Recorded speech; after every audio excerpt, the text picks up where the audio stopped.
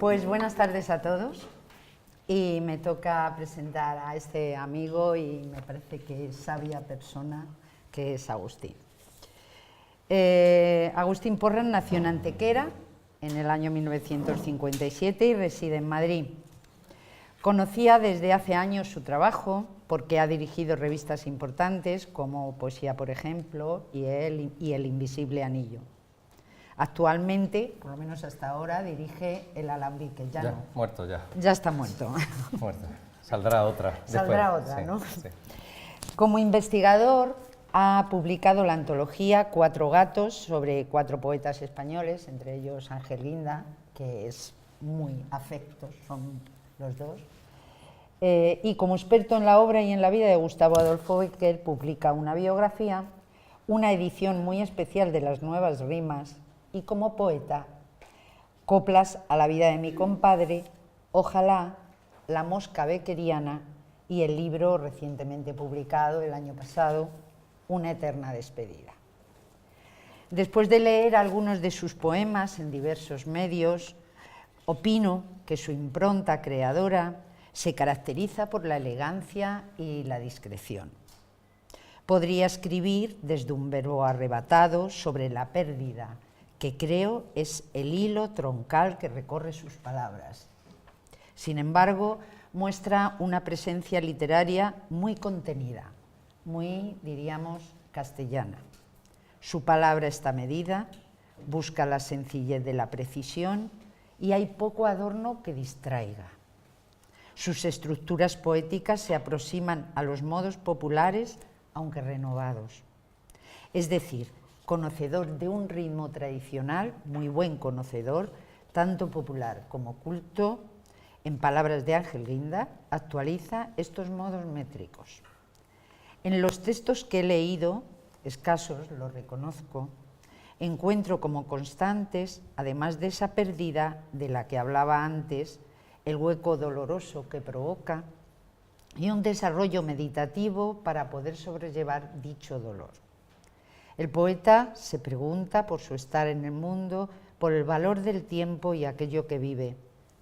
Tiene un aire machadiano en algunos rasgos humorísticos y cercanos, por otro lado, a la filosofía.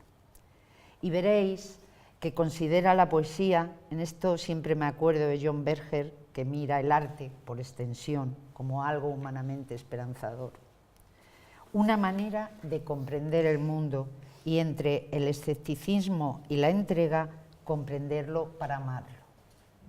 Leo un poema que me ha gustado mucho, suyo, y que desde mi punto de vista ejemplifica ese escepticismo vital y a la vez esa emoción por estar vivo. Se titula el poema Por fin y está dedicado a Alberto Bailón.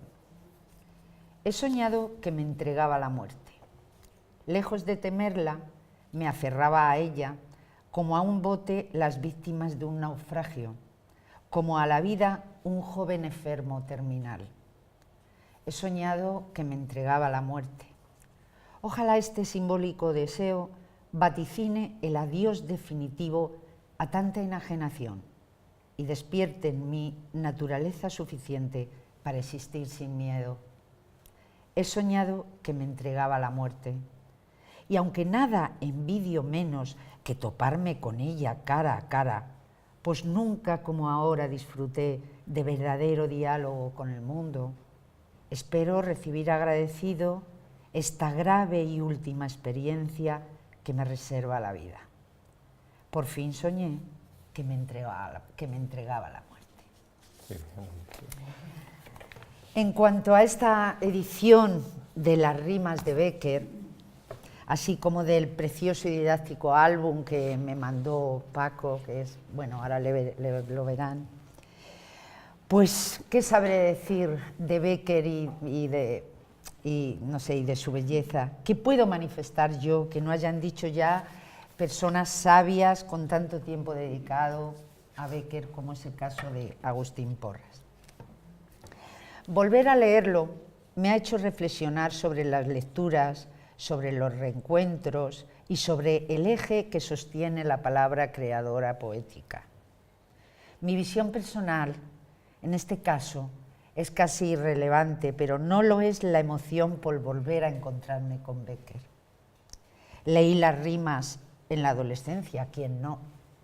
Y vuelvo a ellas ahora, después de tantísimas lecturas en el tiempo, y comprendo la influencia que siguen ejerciendo la escritura y la mirada beckeriana en los poetas actuales. O dicho de otro modo, la pervivencia de su gesto aquejado, aunque contenido, de la claridad consciente en el lenguaje, de la ausencia de artificios y adornos. Los últimos, por supuestamente actuales, observadores de la poesía creen que están haciendo una nueva corriente poética entre los jóvenes de 14 a 20 años, por la forma de afrontar sus problemáticas y por esa lengua afilada y casi tribal que les caracteriza. Pero opino que no han descubierto nada. Con otras palabras, evidentemente las palabras de su tiempo, Becker habla de lo mismo, del desarraigo, del desamor, de la desesperanza, de la incomunicación, del entusiasmo, del ensueño, del deseo. O esa otra poesía canturreada entre la proclama y la nimiedad y muerta de éxito, como dice un buen poeta de Castilla-La Mancha que se llama Andrés García Cerdán. ¿Acaso no lo supera este manifiesto herido por la pasión que son las rimas de Becker? Me he dado cuenta, igualmente, que hay un momento para cada hallazgo. Entro en el mundo, me rodea, aprendo, sé algo. El tiempo se mide por ese conocimiento imparable y a la vez insuficiente de las cosas, aunque ellas, las rimas en este caso, eligen su instante para situarse delante de mí. Por eso la vida siempre es un asombro. La poesía beckeriana estaba ahí, la había leído, la tengo en mi biblioteca, pero la sorpresa reside en que es ahora, aparentemente por el azar de la invitación de Francisco Carvajal, cuando leo las rimas realmente, que es cuando algo nos lee y nos inventa. Pareciese que la poesía de Becker son textos de aprendizaje para un futuro poeta, es decir, pegadiza, cómoda, pero no. Hay que estar otra vez en su cercanía para saber encontrar lo esencial y valioso de la palabra. Si fuera de aprendizaje, lo sería porque leer las rimas enseñan a leer la verdadera poesía que se escribe ahora y que si nace de Juan Ramón Jiménez, al menos ese es mi parecer, para leer a JRJ hay que haber conocido antes el timbre, las tonalidades beckerianas y sus intenciones. ¿Y hasta qué punto entonces se puede calificar a Becker como contemporáneo? Pongo un ejemplo casi innecesario para demostrar que lo es.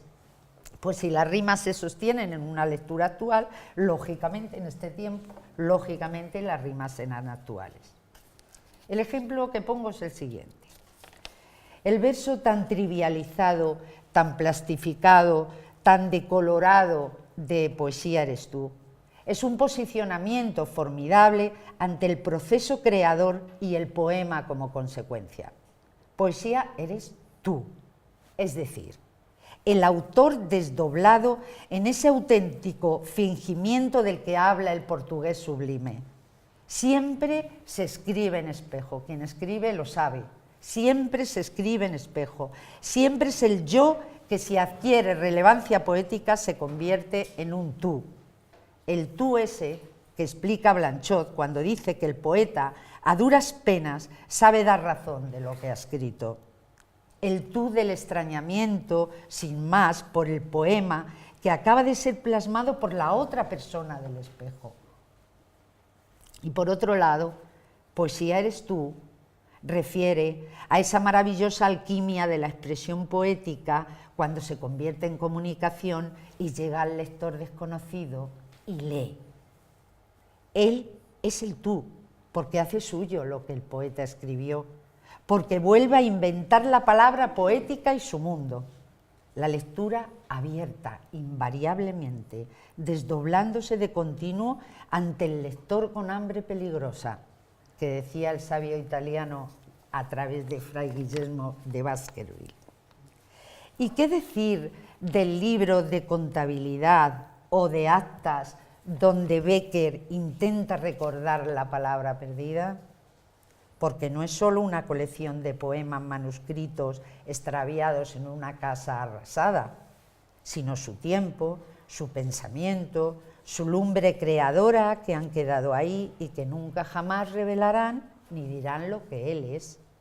No solo su memoria, sino parte de sí mismo irremediablemente abandonada.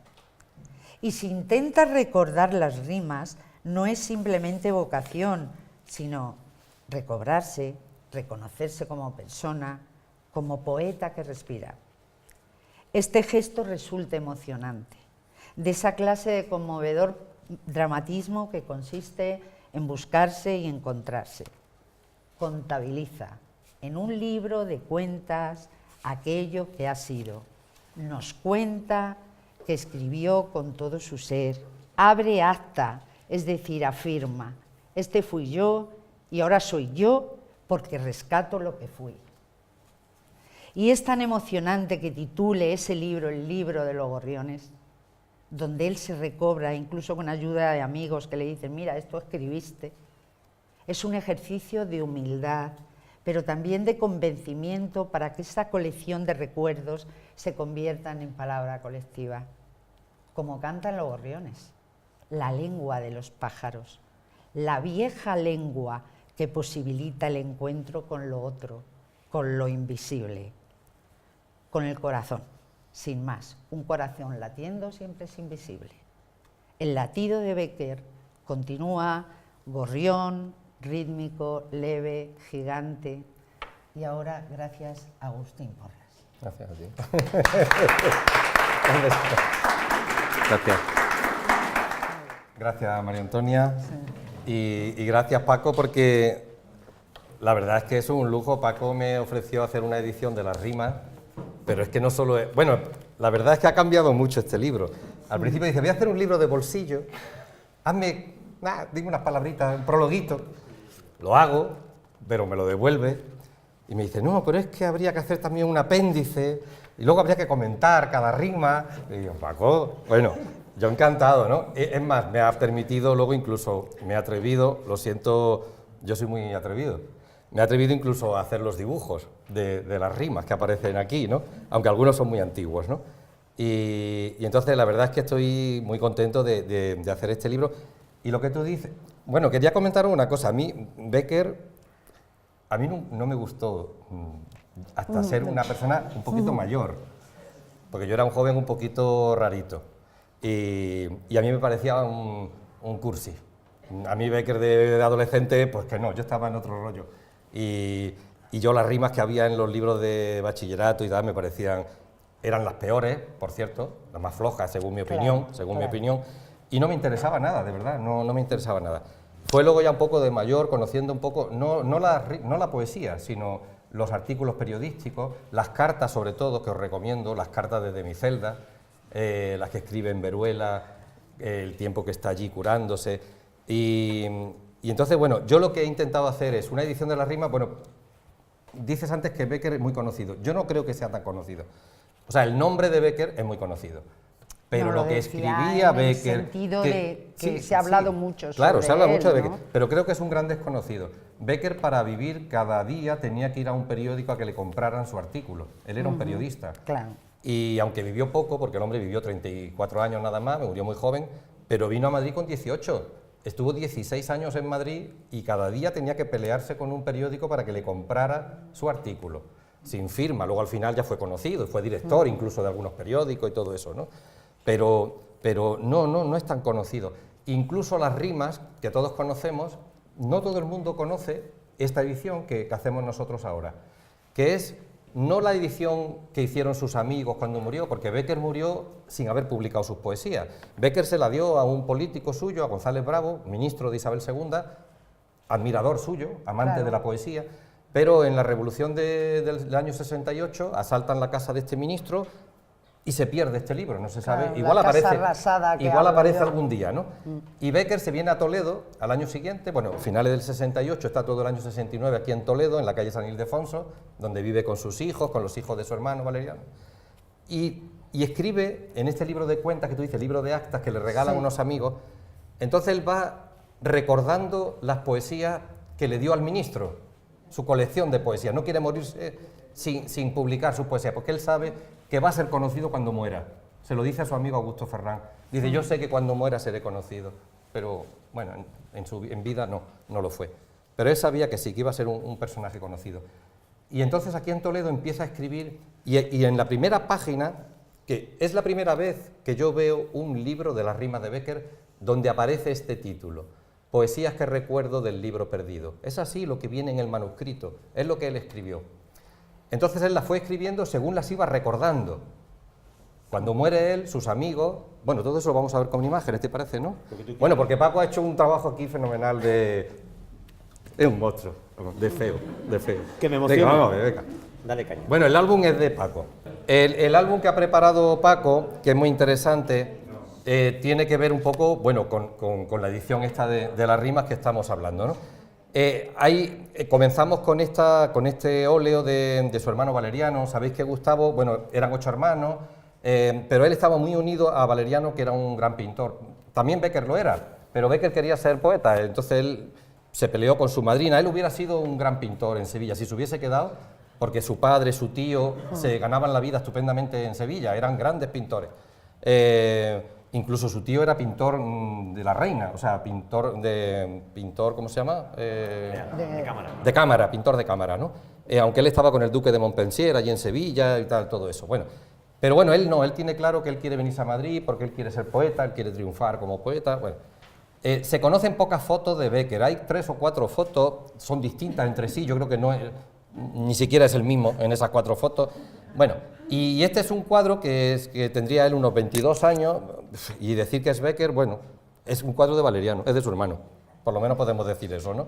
Y nos hace ilusión, bueno, pues decir que bueno, pues es Gustavo, ¿no? Es idealizado un poquito, ¿no? Esto que aparece en esta foto, hay un estudioso muy importante sevillano de Bécquer, que es Rafael Montesino, fue uno de los primeros, fue premio nacional por una biografía que hizo sobre Bécquer. Entonces, esto que tiene esta foto, que tiene en las manos, es el original, el libro de los Gorriones, que conocemos. Es el manuscrito, el único manuscrito que se conserva en la Biblioteca Nacional, donde están las 79 rimas que Bécquer dice que recordaba que había escrito. Yo eso lo pongo luego en cuarentena. Creo que pero es tan sumó más. Sugerente. Empezó diciendo, voy a escribir las poesías que recuerdo, yo creo que ahí sumó luego algunas más, ¿no? Bueno, me ha dicho Paco que corra mucho, yo corro, que vamos mal de tiempo.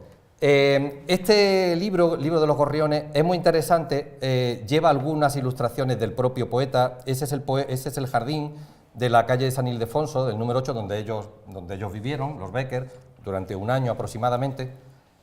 Y hay, como digo, 79 rimas. Yo he intentado seguir el orden, o sea, hacer lo más fiel posible, porque, claro, los amigos le dieron otro orden a las rimas de Bécquer, porque entonces estaba de moda que tuviera un argumento, o sea, que un libro tuviese una argumentación. Primero, ¿qué es la poesía?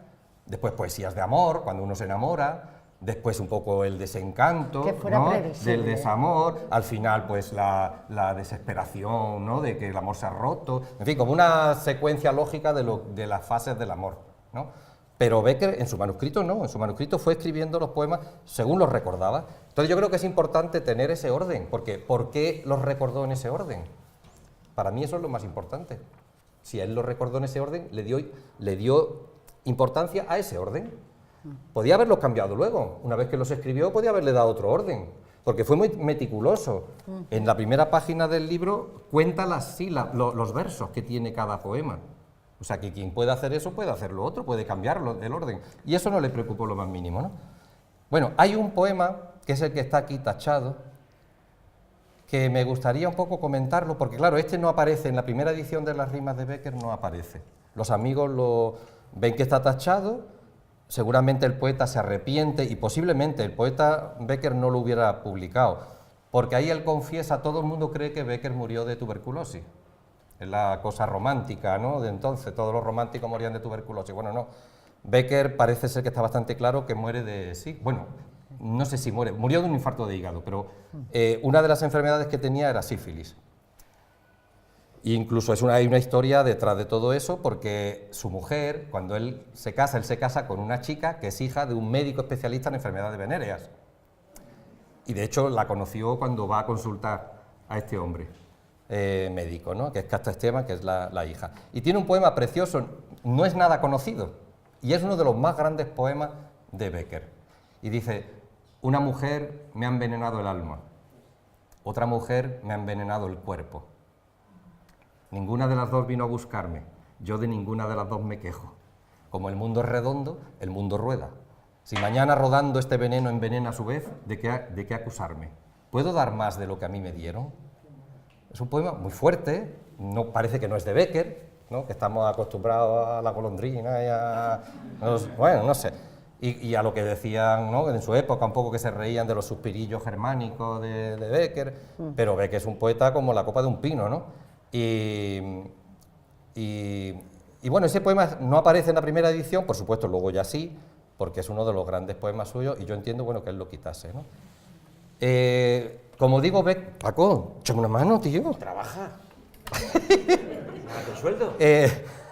Bueno, como digo, Bécquer publicó, o sea, no, él fallece, él muere el 22 de diciembre, y lo que tuvo Bécquer, lo bueno que tuvo Bécquer es que tenía amigos, muy buenos amigos, y gracias a los buenos amigos de Bécquer, como Bécquer ha llegado a nosotros. Si no, pues se hubiera muerto, no había publicado su poesía. Como periodista había publicado cosas, pero es que en la prensa el viento se lleva, la prensa, los artículos de prensa, no hubiera... Bueno, fijaros qué curioso, bueno, hay un par de dibujos de Bécquer en la cama, ya fallecido, de unos amigos que van allí a dibujarlo. Uno de ellos era Casado de la Lisal, pero este no es el dibujo de Casado, este es de Palmaroli, de un pintor amigo suyo, y el grabado es de Severini, de otro amigo de él. Bueno, cuando muere él, el 22 de diciembre, los amigos, sobre todo Casado de la Lisal, que es un pintor muy importante, otro pintor de la corte, otro pintor de la reina, deciden, 2 días más tarde, el 24, en la Nochebuena del año 1870, que es cuando muere Bécquer, esa foto que tenemos aquí de la Plaza del Progreso, bueno, ahora Plaza Tirso de Molina, ahí arriba está el estudio de Casado de la Lisal, estaba.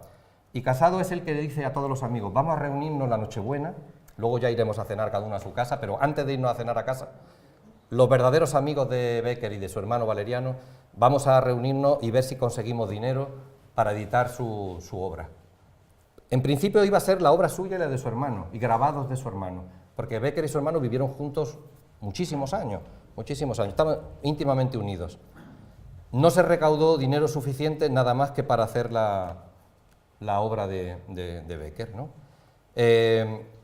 El máximo impulsor es un cubano, un poeta cubano, amigo suyo, Ramón Rodríguez Correa, que es el que tenemos aquí, que es el que hace el prólogo a las obras de Bécquer en el año 71. Al año siguiente de su muerte aparecen en 2 tomos las obras de Gustavo Adolfo Bécquer. Voy más rapidito, tú me dices.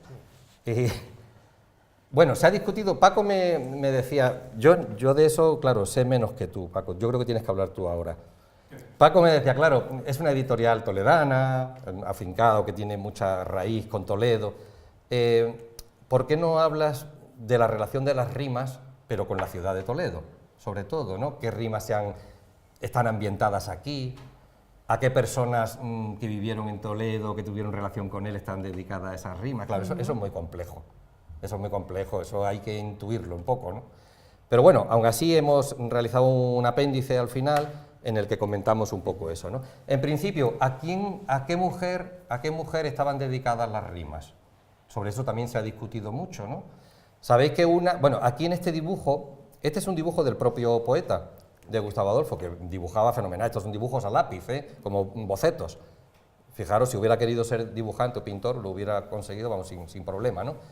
Estas 2 señoritas que están aquí en el Palacio, en el Teatro Real, son las hijas del director del coro del Teatro Real, de Joaquín Espín. La tradición dice que Bécquer se enamoró de la hija mayor, de Julia Espín, y que para ella están escritas casi todas las rimas, ¿no? Bueno, yo no estoy de acuerdo porque las rimas que son más duras no pueden ser porque ese amor no prosperó. Entonces yo pienso más bien que son dedicadas a su mujer, que es con la que os digo que se casó y que era la hija de este médico especialista en enfermedades venéreas, que era Casta Esteban. Este es un dibujo de su hermano, de Valeriano. Ellos, como digo, siempre estaban juntos. Pasaron una temporada muy importante en el monasterio de Veruela, allí en Aragón, y aquí está Gustavo Adolfo con su mujer y los dos únicos habitantes del monasterio entonces, que eran los guardeses, porque ese monasterio estaba abandonado y se dedicaba pues a alquilar las habitaciones en verano, pero en verano, porque allí en invierno es que te mueres de frío, o sea, es que está nevado el Moncayo, allí hace un frío pelón. Entonces él, por eso en las cartas que él escribe desde allí, siempre está en la cocina. Siempre está en la cocina, claro, al lado del fuego, tiritando ahí un poco de frío, tomando café, y me imagino que con mantas por encima, y os recomiendo que leáis, si no conocéis esa obra, está en todos los mercadillos a €1, como la braga en el mercadillo. €1, por €1 las cartas de Demicelda, y es para mí casi lo mejor que escribió Bécquer, ¿no? Es interesante, porque además ahí es la única biografía que tenemos de él. En la carta tercera él habla de cuando era pequeño, en Sevilla, de por qué quería ser poeta, todo eso lo cuentan en esas cartas.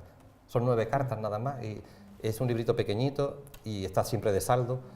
Bueno, y otra figura importante que sí tiene que ver ahora con Toledo, que es esta chica que aparece aquí en el pozo, porque este pozo estaba en la misma casa de San Ildefonso, en el jardín. Un pozo árabe, bueno, ahora está en un museo, creo, de Londres o de no sé dónde. ¿Dónde está? ¿Sí? De Londres, sí. Sí, este se lo llevaron y bueno, está en un museo.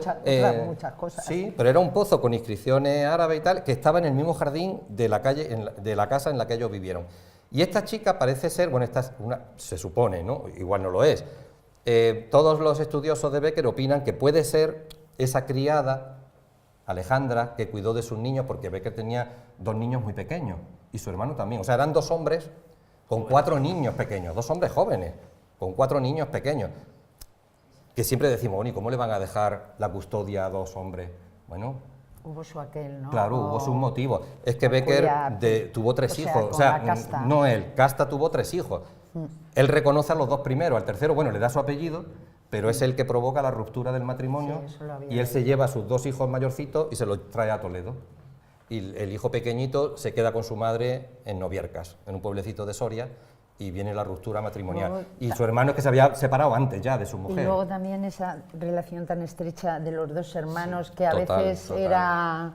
que despertaba celos. Que respetaba en la esposa. Despertaba celos. Es que en Casta. Sí, porque ellos diríamos que ahora los hermanos Bécquer serían un poco como del PP, ¿no? Los hermanos Bécquer serían, sí, políticamente, serían del PP. Del ala liberal. ¿Eh? Del ala liberal, vale. Sí, pero serían del PP porque, ¿qué dice? Los dos hermanos tenían una ayuda. Cuando Isabel II, antes de la Revolución del 68, ¿no? Antes de que tengan que huir y que venga la República y tal, a Gustavo Adolfo, el ministro suyo, admirador, que iba a hacerle un prólogo a sus poesías, González Bravo, le da un cargo de censor de novelas, que era un cargo que ya no existía, ya no había censura, pero bueno, era una forma para justificar darle un dinerillo. ¿Qué pasa? ¿Cerramos ya? ¿Se ha acabado? ¿Acabamos? Un poquito de prisa. ¿Y qué hago? Bueno, ¿y dónde iba? Yo no me acuerdo. Bueno, los dos vivían un poco a Valeriano le dieron una beca también en el Ministerio de Fomento, Alcalá Galiano y tal, le dio para que dibujase escenas de los pueblos, a qué jugaban en los pueblos, cómo era el traje regional de los pueblos, y con eso se ganaban la vida fenomenalmente. Pero viene la Revolución, pierden los dos su empleo y se vienen a Toledo. Y aquí están tiesos, pero vamos, como la mojama, no ni ningún duro. Digo yo, bueno, yo tengo ahí un artículo que publiqué con Paco también en Las sombras de Bécquer en Toledo, que aquí lo que trabajó sobre todo Gustavo Adolfo fue traduciendo novelas del francés. De ahí vienen las nuevas rimas y todo eso. Bueno, pero como no me puedo enrollar, no me enrollo. Personajes importantes que aparecen y que tienen que ver, no ya sino con la forma de escribir de Bécquer, ¿no? Porque, ¿cuál es la revolución de Bécquer? O sea, ¿por qué Bécquer es un poeta tan importante? Es lo que a veces decimos, ¿no? Porque decimos Garcilaso, marca una época, el paso a la poesía moderna, no sé qué. Y Bécquer, el paso a la poesía contemporánea. ¿Pero por qué? ¿No? ¿Qué es lo que hace Becker? Bueno, pues Becker hace algo tan sencillo y tan difícil, porque él vive en un momento donde la poesía, en fin, la rima consonante muy dura, muy ampulosa, todos los poetas eran políticos, creían que la poesía era pues, declamar. De él se ríen un poco, porque hablan de él de eso, como que despectivamente, porque él admiraba mucho a Heine, o Heine, no sé cómo se dirá en alemán, Heine, vale, pero unido a eso, a Heine y sobre todo a las traducciones que hizo un amigo suyo, Eulogio Florentino Sanz, que hace en el año 57 unas traducciones y él se queda impactado con esas traducciones que hace del alemán, pero al mismo tiempo este señor que está aquí, que es Augusto Ferrand, que es un bohemio, es el íntimo amigo de Becker, un personaje secundario en la literatura, pero fundamental para conocer a Becker. Porque este Augusto Ferrand, que era un tío que tenía bastante pasta, porque sus padres tenían en la calle de Madrid, en la calle de las Putas, ¿cómo se llama? La calle de la Montera, el barco, antiguamente, la calle del Barco, me parece que era. Tenían una tienda de molduras, una novedad, de marcos dorados en pan de oro, una cosa que era una cosa novedosa entonces, ¿no? Y tenían mucha pasta. Pero se separan, sus padres se separaron, el padre se fue a Cuba, se lió con la hermana de su mujer, en fin, un lío. Y al niño le quitan de medio y le mandan a Alemania. Y allí, como digo un poco aquí en el prólogo, aparte de admirar a Heine y de estudiar toda la poesía alemana, le gustaba mucho el trinqui. Era un borrachín. De hecho, murió en un psiquiátrico en Madrid, en el Doctor Esquerdo, en el manicomio de Madrid. Pero se empapó y sobre todo le dijo a Becker que lo que tenían que hacer ellos como poetas era recuperar la poesía popular. Que ahí estaba, que se dejasen de tontería, ¿no? de florituras. La verdadera poesía, la profunda, es la popular. Porque la gente no es tonta, pero aparte la gente no es tonta. Cuando algo se hace popular es porque todo el mundo valora lo que tú estás haciendo.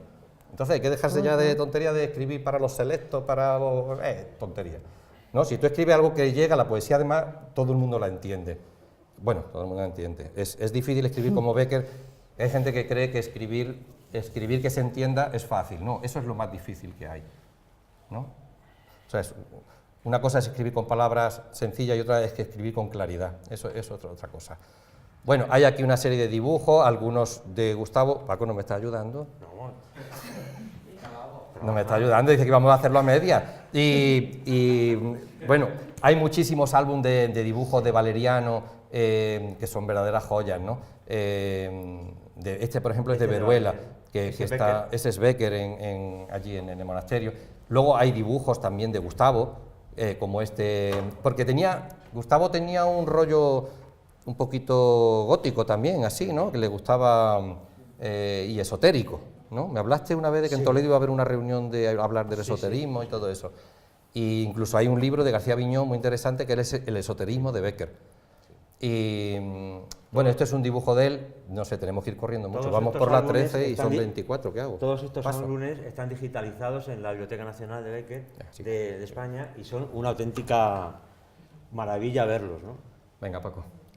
Bueno, pues ediciones de las rimas hay las que queramos y unas pocas más. Bueno, muchas de ellas muy cursi. Esto de gallina blanca es una cosa de Paco. Nos mete aquí la gallina blanca, tú que llevas comisión de la sopa. Las famosas golondrinas, dichosas golondrinas, están por todos los lados, ¿no? Hay una edición ahí que me gusta especialmente, que es la edición de 1936.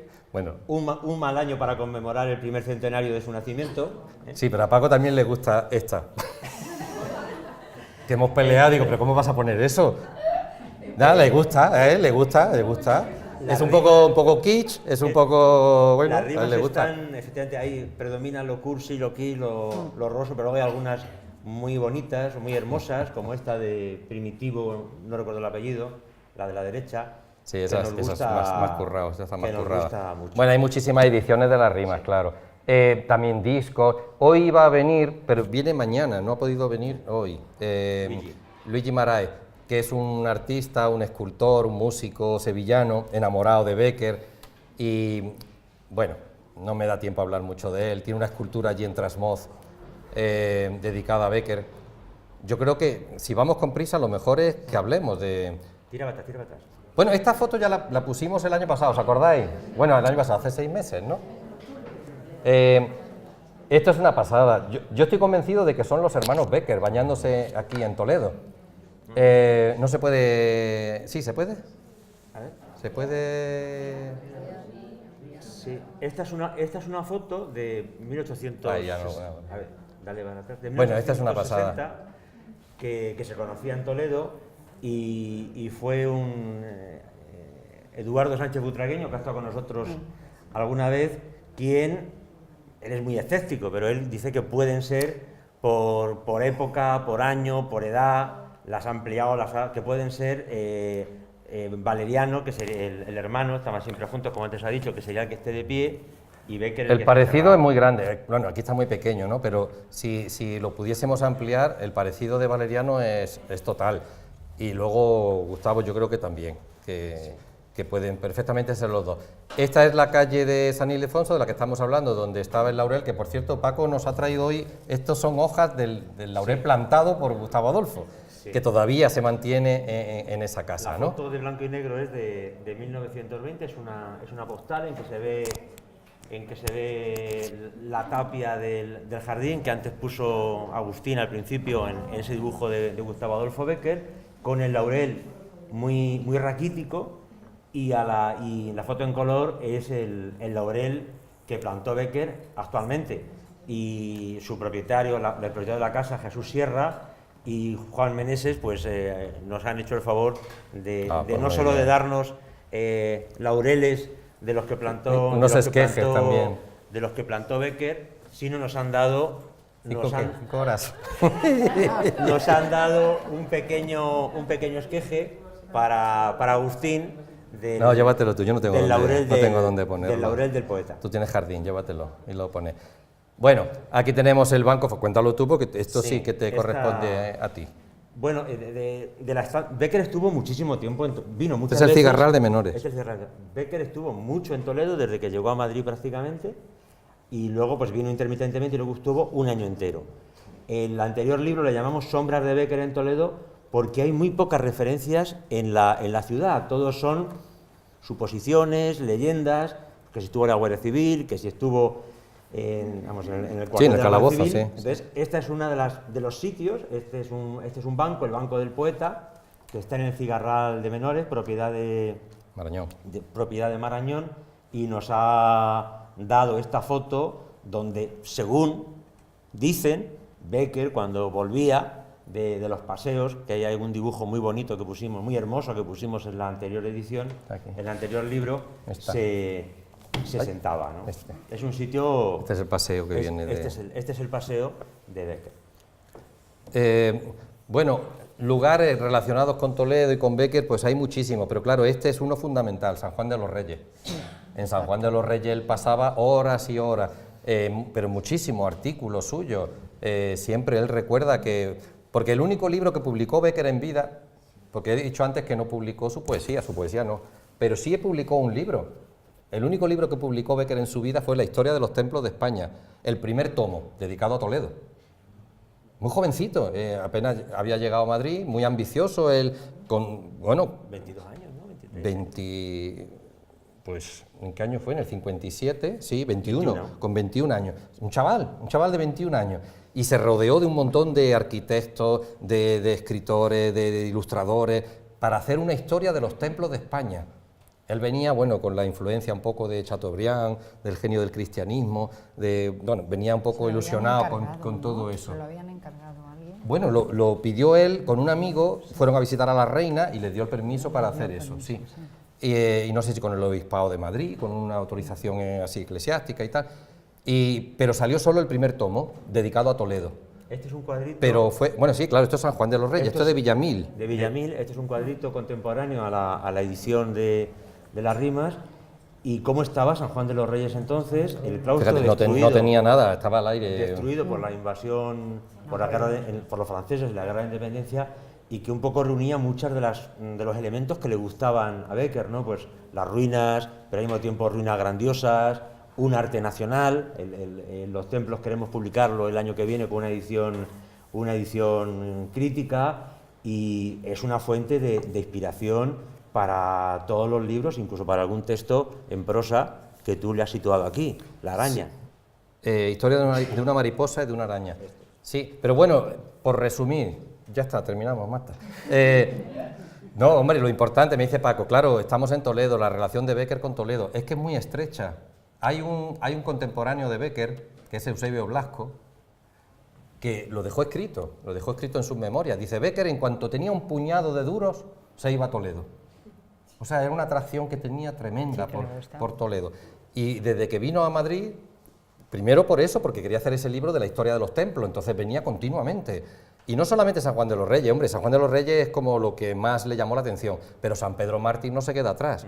San Pedro Mártir, con la malograda, con el sepulcro de Garcilaso y su padre, o sea, es un templo que le interesó muchísimo.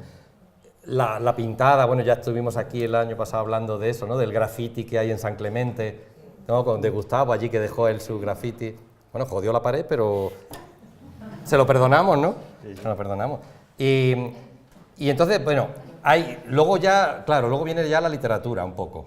Eso es cierto, todo eso. Que Bécquer luego se enamoró aquí de esta niña Alejandra, porque luego cuando muere Bécquer, en la misma casa, eso lo ha estudiado este hombre que ha editado Alejandra, Jesús Cobo, el libro Alejandra, un libro precioso de Toledo. Alejandra vive en la casa de ellos, cuando ellos ya han muerto. O sea, lo que certifica un poco la realidad de esa aventura que él tuvo con esta chica, que era muy jovencita entonces, claro, era una niña. Hoy en día esto sería, vamos, un escándalo, ¿no? Con la niñera de tus niños, ¿no? Con la cuidadora de tus niños. Y bueno, terminamos, amigos. Sí, terminamos con esta... Con dos ubicaciones, que bueno, aquí creo que hay más literatura que realidad. Sí, ¿no? Es situar dónde, a qué se refería la rima de Bécquer de Volverán las oscuras golondrinas. ¿Qué balcón era ese? Entonces, bueno, aquí hay una leyenda, entre comillas, sí, que pueda ser este balcón. Esto es cómo estaba la casa el actual número 3 de la calle de los Bécquer, antigua calle de la Lechuga, y donde a principios del siglo XX es ¿Cómo una está pena, esto? Yo no lo he visto. Está totalmente caído. Bueno, está el balcón, pero está vano por dentro, o sea... Sí, y es donde los como guías si de la fueran a hacer ciudad, obra. donde los guías de la ciudad situaban que estaba... Claro, pero en Madrid, por ejemplo, los guías de Madrid dicen que no, que el balcón es el de la calle de la Justa, que está allí al lado de la Gran Vía, donde vivían las hermanas Espín. Bueno, y por último, esto sí es una zona importantísima para Bécquer, que es Santo Domingo el Real, que sí, por supuesto, por lo menos como mínimo, la historia del relato de las tres fechas. Puede estar ahí. Bueno, no sé, casi no, con toda seguridad, ¿no? No lo nombra explícitamente, pero yo creo que es el lugar más beckeriano. Que es una de las narraciones más bonitas de Bécquer, se llama Tres fechas, son 3 momentos en los que él viene a Madrid. Entonces el personaje en Madrid, perdonadme, a Madrid me voy yo luego, a Toledo. Y esa historia tan bonita de, sin saber quién, pero bueno, una mano que aparece ahí en un balcón, él cree que le está saludando a él, ¿no? Y como en la tercera es una chica que se mete a monja. Bueno, es una historia muy bonita, la conoceréis, me imagino, una de las historias más bonitas de Bécquer. Bueno, este álbum es obra de Paco, Yo no sé por qué tenías que haberlo dicho tú todo, lo de Paco. Yo lo que sí quiero agradecerle es que la edición, bueno, estoy encantado porque me ha permitido hacer, pues eso, lo que yo quisiera, coméntala. Entonces yo he comentado de cada rima las noticias que yo tenía, de dónde podía haber sido la influencia esas rimas, si la copió de alguien, si tuvo... En fin, es un libro bastante completo dentro de su brevedad, ¿no? El álbum es muy bonito y bueno, pero el gran valor del libro son las rimas, claro, las rimas de Bécquer. O sea, que yo no tengo ningún mérito aquí en el libro, pero bueno, que muchas gracias.